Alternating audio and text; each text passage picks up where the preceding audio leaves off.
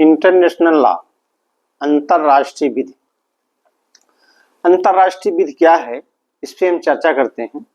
इसकी परिभाषा क्या है अंतरराष्ट्रीय विधि की, यानी इंटरनेशनल लॉ की डेफिनेशन, परिभाषा क्या है। ओपेनहाइम ने सबसे पहले अंतरराष्ट्रीय विधि की परिभाषा दिया था। ओपेनहाइम के अनुसार अंतरराष्ट्रीय विधि राष्ट्रों की वह विधि है जो सभ्य राष्ट्र अपने उन रूढ़जन और परंपरागत नियमों के समूह को कहते हैं जो आपस में बंधनकारी होते हैं। जो राष्ट्रों के बीच आपस में बंधनकारी होते हैं, अर्थात जो सभ्य राष्ट्र उन रूढ़जन और परंपरागत नियमों के समूह को जिसपे अपने ऊपर बंधनकारी मानते हैं, जिसको अंतरराष्ट्रीय विधि कहते हैं। ये ओपेनहाइम लिखते हैं। और एस लोटस के बाद में अंतरराष्ट्रीय न्यायालय ने कहा है कि अंतरराष्ट्रीय विधि उन सिद्धांतों को हम मानते हैं, अर्थात अंतरराष्ट्रीय विधि का तात्पर्य उस सिद्धांतों से है जो स्वतंत्र राष्ट्रों के बीच लागू होते हैं। अर्थात जो स्वतंत्र राष्ट्र जो हैं उनके बीच में जो लागू होते हैं उन्हें हम अंतरराष्ट्रीय विधि कहते हैं। प्रोफेसर स्टार्क ने कहा कि अंतरराष्ट्रीय विधि दुर्बल विधि है, यानी international law is weak law. अब कुछ विद्वान ये मानते हैं कि अंतरराष्ट्रीय विधि नहीं, अंतरराष्ट्रीय विधि नहीं, यानी इंटरनेशनल लॉ नहीं है। तो ये हाब्स एवं ऑस्टिन विद्वान कहते हैं जो विधि होती है, विधि एक संप्रभु सत्ता, एक प्रभुता संपन्न राष्ट्रों के द्वारा बनाई जाती है। नंबर 1, जो प्रभुता संपन्न राष्ट्र होते हैं विधि उनके द्वारा बनाई जाती है, जबकि अंतरराष्ट्रीय विधि उनके द्वारा नहीं बनाई जाती है, इसलिए वह अंतरराष्ट्रीय विधि नहीं। नंबर 2 तर्क देते हैं, हाब्स एवं ऑस्टिन एक तर्क देते हैं कि यह राजनीतिक सत्ता विधि जो है राजनीतिक सत्ता द्वारा लागू कराई जाती है, और जब तक राजनीतिक सत्ता का अंतरराष्ट्रीय विधि में अभाव है, इसलिए विधि नहीं है। अंतरराष्ट्रीय विधि इसलिए विधि नहीं मानते हैं। नंबर 3 कि जो राष्ट्र विधि बनाता है, जो प्रभुता संपन्न राष्ट्र विधि बनाता है, कानून जो बनाता है, उसको लागू करवाने की सख्त उसमें होती है। उसको लागू करवाता है, यदि कोई उस विधि को नहीं मानता, जो प्रभुता संपन्न राष्ट्र जो विधि बनाता है उसके नागरिक उस विधि को नहीं मानते हैं, तो उनको दंडित किया जा सकता है। प्रभुसत्ता सरकार द्वारा उनको दंडित किया जाता है। इसलिए राज्य द्वारा जो बनाई गई है, जो एक राष्ट्र विधि बनाता है, तो उसको जो है अपने नागरिकों पे लागू करवा देता है, और लागू जो नहीं कर, जो उसका उल्लंघन करता है उसको शास्ति देता है, यानी उसको दंडित करता है। जबकि अंतरराष्ट्रीय विधि में इसका कोई प्रावधान नहीं। यदि अंतरराष्ट्रीय विधि को कोई न माने तो कोई ऐसा नहीं है कोई दंड दे उसको। इसलिए ये मानते हैं, ऑस्टिन और हाब्स मानते हैं कि अंतरराष्ट्रीय विधि ये विधि की श्रेणी में नहीं, इसको हम विधि नहीं मानते। जेमी बेंथम तथा जेथरो ब्राउन भी कहते हैं कि अंतरराष्ट्रीय विधि क्योंकि उसमें राजनीतिक सत्ता का अभाव होता है, जो विधि है एक राजनीतिक सत्ता द्वारा, जिस राजनीतिक सत्ता द्वारा बनाई जाती है और लागू कराई जाती है, और उसका पालन वहां की जनता, वहां के नागरिक उसका पालन करने के लिए बाध्य होते हैं, जो राष्ट्र द्वारा बनाई गई विधि है। परंतु अंतरराष्ट्रीय विधि में यह सर्वथा इसका अभाव। अंतरराष्ट्रीय विधि को यदि कोई नहीं मानता है तो उसका कोई पालन नहीं कर सकता है। अंतरराष्ट्रीय विधि में विधायी संस्था का भी अभाव है, यानी जो एक राष्ट्र है, जैसे मान लीजिए भारत एक राष्ट्र है, इसमें एक विधायिका होती है, एक कार्यपालिका होती है, एक न्यायपालिका होती है। तो विधायिका जो है कानून बनाती है, एक्ट बनाती है, नियम बनाती है, अधिनियम बनाती है। लेकिन अंतरराष्ट्रीय विधि में ऐसा कोई नियम नहीं, ऐसा कोई विधायिका नहीं जो विधि बनाती, बल्कि ये राष्ट्रों का आपस में एक समझौता है, एक संधि है कि जिसको वो राष्ट्र अपने ऊपर परस्पर बंधनकारी मानते हैं। तो इसलिए अंतरराष्ट्रीय विधि नहीं। और इसमें शास्ति का अभाव है। शास्ति का अभाव मतलब इसका उल्लंघन करने पे किसी राष्ट्र को कोई राष्ट्र दंडित भी नहीं कर सकता, इसलिए ये विधि नहीं है। और जैसे राष्ट्र की विधि है, किसी राष्ट्र की विधि है तो जो उसका उल्लंघन करता है तो उसको न्यायपालिका द्वारा उसका पालन कराया जाता है, आदेश दिया जाता है पालन करने के लिए। यदि वो उल्लंघन करता है तो कार्यपालिका द्वारा उसको पालन कराया जाता है, न्यायपालिका के आदेश को कार्यपालिका द्वारा पालन कराया जाता है। विधायिका कानून बनाती है, कार्यपालिका उसका पालन कराती है।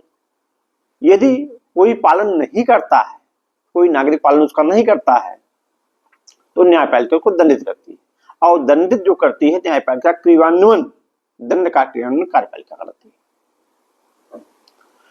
लेकिन इसमें अंतरराष्ट्रीय विधि में इसका सर्वथा अभाव है, इसलिए अंतरराष्ट्रीय विधि को ऑस्टिन, हाब्स, जेमी बेंथम, लेथ्रोबाउन इसको अंतरराष्ट्रीय विधि को विधि नहीं मानते। अब कुछ विद्वान कहते हैं कि अंतरराष्ट्रीय विधि है। तो अंतरराष्ट्रीय विधि वास्तव में विधि है तो ये राष्ट्र, अंतरराष्ट्रीय विधि राष्ट्रों की संधि द्वारा निर्मित की जाती है। यह जो राष्ट्र होते हैं इसमें जो समझौता होता है, जो संधि होती है कि हम परस्पर ये बात मानेंगे, तो वो विधि का रूप लेती है। तो एक संधि द्वारा जो इसका अंतरराष्ट्रीय, इसका स्रोत जो है, अंतरराष्ट्रीय स्रोत है, ये आपस में संधि, जैसे जेनेवा संधि, हेग संधि आदि जो संधि होती है, तो इसका क्रियान्वयन आपस में जो राष्ट्र हैं वो अपने ऊपर बंधनकारी मानते हैं। तो इस आधार पर इस प्रकार जो है अंतरराष्ट्रीय विधि को हम विधि के रूप में देखते हैं। अंतरराष्ट्रीय विधि सच्चे अर्थों में अंतरराष्ट्रीय विधि है।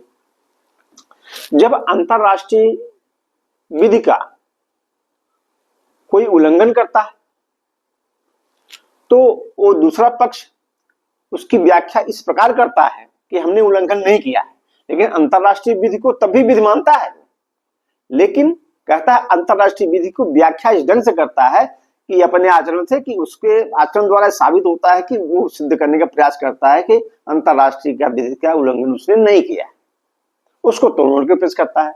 लेकिन फिर भी अंतरराष्ट्रीय को विधि मानता है, उससे इनकार नहीं करता। जैसे जेनेवा, हेग जो संधि भाई हुई है, इस पे आधारित जो विधि बनी है, तो इसको भी मानने के लिए बात है। अब यदि कोई अंतरराष्ट्रीय विधि नहीं मानता है तो संयुक्त राष्ट्र चार्टर के 94 अनुच्छेद में इसका एक प्रावधान दिया गया है। यदि कोई राष्ट्र अंतरराष्ट्रीय विधि को नहीं मानता है, जैसे अंतरराष्ट्रीय न्यायालय में दो पक्षकार हैं और जो पक्षकार रहे हैं दोनों, तो उसमें कोई यदि अंतरराष्ट्रीय न्यायालय निर्णय देता है, उसमें से एक पक्षकार उस निर्णय को नहीं मानता है, उसका उल्लंघन करता है, तो दूसरा पक्षकार चार्टर के अनुच्छेद 94 के अनुसार उसकी प्रार्थना संयुक्त सुरक्षा परिषद में कर सकता है। अच्छा, जो संयुक्त राष्ट्र के सदस्य हैं उन पर ही यह लागू होगा, जो संयुक्त राष्ट्र के सदस्य नहीं है उन पर यह लागू नहीं होगा। संयुक्त राष्ट्र के सदस्य हैं। यदि कोई मैटर ऐसा होता है जो अंतरराष्ट्रीय न्यायालय में चला जाता है और अंतरराष्ट्रीय न्यायालय उस पर कोई अपना निर्णय सुना देता है, तो एक पक्षकार यदि उसका उल्लंघन करता है, नहीं मानता है, तो दूसरा पक्षकार उसका अनुपालन करने के लिए अंतरराष्ट्रीय न्यायालय के निर्णय का पालन कराने के लिए सुरक्षा परिषद में गुहार लगा सकता है, प्रार्थना कर सकता है, और सुरक्षा परिषद उसका पालन कराने के लिए आवश्यक कदम उठा सकती है। तो इस प्रकार सच्चे अर्थों में अंतरराष्ट्रीय विधि विधि है। अंतरराष्ट्रीय विधि सच्चे अर्थों में विधि है। और हालन जो है ये लिखता है कि अंतरराष्ट्रीय विधि विधि शास्त्र का लुप्त प्राय बिंदु है। वो अपना हालन जो है अपना तर्क देते हैं कि अंतरराष्ट्रीय विधि को जो है नम्रतावश, सौजन्यतावश राष्ट्र मानते हैं, वो नहीं भी मान सकते हैं। इसलिए विधि शास्त्र का लुप्त प्राय बिंदु, दुर्बल विधि, वीक लॉ है। अंतरराष्ट्रीय विधि वीक लॉ, इसको हालन मानते हैं। चार्टर के अनुच्छेद 2 सब क्लास 4 में यह व्यवस्था दी गई है। यह व्यवस्था है कि संयुक्त राष्ट्र के सदस्यों का संयुक्त